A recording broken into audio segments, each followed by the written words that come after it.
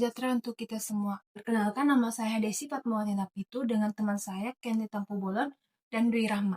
Kami dari kelompok 4. Pada kesempatan kali ini, kami akan mempresentasikan artikel kami yang berjudul Tinjauan Sistem Parlementer Malaysia dalam Perspektif Hukum Tata Negara. Yang dimana saat ini kami hadir untuk membahas bagaimana pelaksanaan sistem parlementer di Malaysia, penerapan asas-asas hukum tata negara, serta berbagai tantangan yang dihadapi dalam sistem ketatanegaraan Malaysia. Nah, adapun hukum tata negara merupakan cabang ilmu hukum yang mempelajari struktur negara, hubungan antar lembaga negara, serta pelaksanaan kekuasaan dalam suatu negara.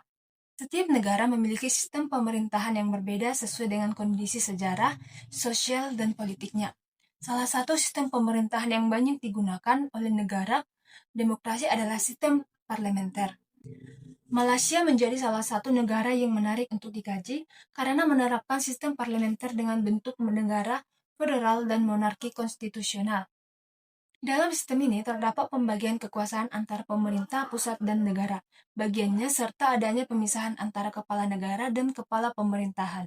Selain itu, perkembangan politik Malaysia dalam beberapa tahun terakhir juga menunjukkan dinamika yang menarik terutama setelah pemilu 2018 dan 2022 yang membawa perubahan besar dalam peta politik negara tersebut. Adapun pelaksanaan sistem parlementer di Malaysia adalah, dalam sistem parlementer di Malaysia terdapat pemisahan antara kepala negara dan kepala pemerintahan. Kepala negara adalah yang di Pertuan Agong, yang dimana berperan sebagai simbol negara serta menjalankan fungsi-fungsi konstitusional. Yang di Pertuan Agong tidak terlibat secara langsung dalam menjalankan pemerintahan sehari-hari. Sementara itu, kepala pemerintahan adalah Perdana Menteri. Saat ini, jabatan Perdana Menteri di Malaysia dipegang oleh Anwar Ibrahim.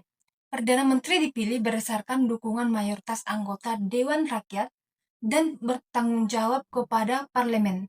Walaupun secara konstitusional kekuasaan eksekutif berada pada yang di Pertuan Agong, dalam praktiknya tugas-tugas pemerintahan sehari-hari dijalankan oleh Perdana Menteri bersama kabinet. Oleh karena itu, Perdana Menteri memiliki peran yang sangat penting dalam menentukan arah kebijakan negara, mengelola pemerintahan, serta memastikan program-program pemerintahan berjalan dengan baik. Menteri yang tergabung dalam kabinet tersebut bertugas membantu Perdana Menteri sesuai bidangnya masing-masing.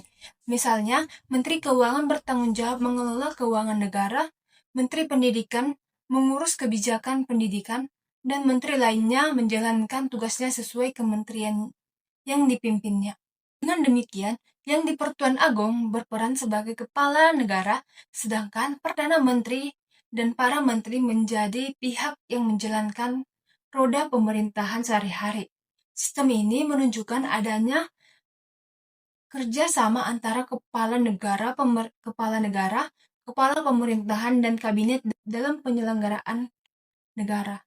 Dan pemaparan selanjutnya akan dijelaskan oleh teman saya. Terima kasih. Di sini saya akan menjelaskan struktur kekuasaan negara Malaysia, yang dimana dalam sistem ketatanegaraan Malaysia, kekuasaan dibagi menjadi 3 cabang utama.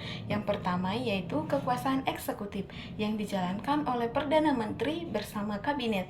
Yang kedua itu kekuasaan legislatif yang dilaksanakan oleh parlemen yang terdiri dari Dewan Rakyat dan Dewan Negara, yang dimana Dewan Rakyat dipilih langsung oleh rakyat melalui pemilu dan memiliki peran penting dalam pembentukan undang-undang serta menentukan keberlangsungan pemerintahan. Yang ketiga yaitu kekuasaan yudikatif atau yang dijalankan oleh Mahkamah Persekutuan atau Federal Court sebagai lembaga peradilan tertinggi. Lembaga peradilan memiliki kewenangan untuk melakukan judicial review atau pengujian terhadap kebijakan yang dianggap bertentangan dengan konstitusi. Yang dengan adanya pembagian kekuasaan tersebut, Malaysia menerapkan prinsip check and balance agar tidak terjadi pemusatan kekuasaan pada satu lembaga saja. Nah, di sini juga saya akan menjelaskan asas-asas hukum tata negara di Malaysia.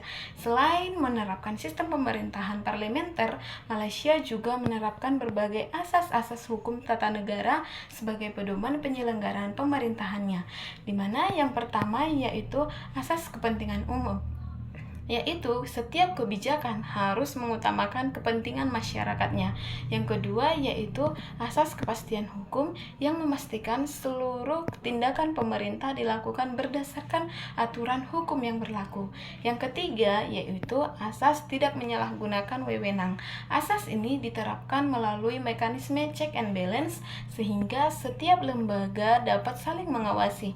Yang keempat adalah asas pelayanan yang baik, yaitu memberikan pelayanan publik yang adil, berkualitas kepada setiap masyarakat. Yang kelima yaitu asas ketidakberpihakan yang mengharuskan pemerintah bertindak netral dan tidak melakukan diskriminatif. Dan yang terakhir adalah asas kecermatan, yaitu pemerintah harus bertindak secara profesional, teliti, dan bertanggung jawab dalam menjalankan kebijakan negara.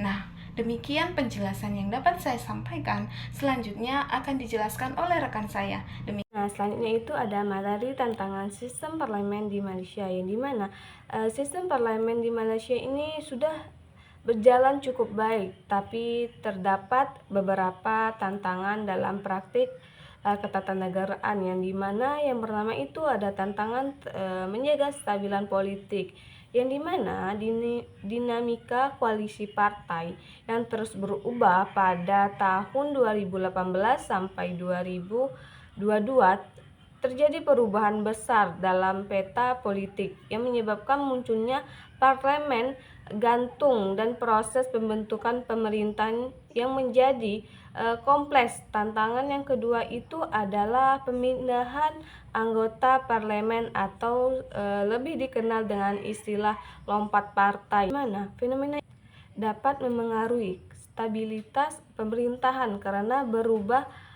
dukungan politik dapat menyebabkan pergantian pemerintahan tanpa melalui pemilu.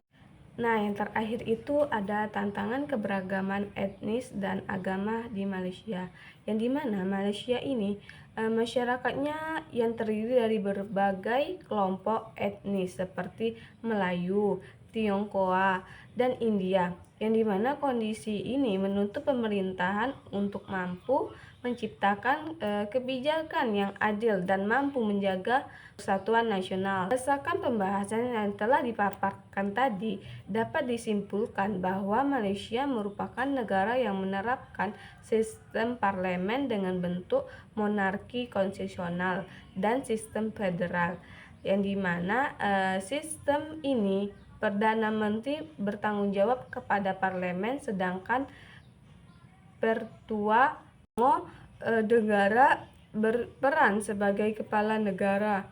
Sedangkan Malaysia menerapkan berbagai asas tata negara yang mewujudkan pemerintahan yang efektif, transparan, dan demokratis. Yang pemaparan dari kelompok kami kurang dan lebih kami mohon maaf. Assalamualaikum warahmatullahi wabarakatuh.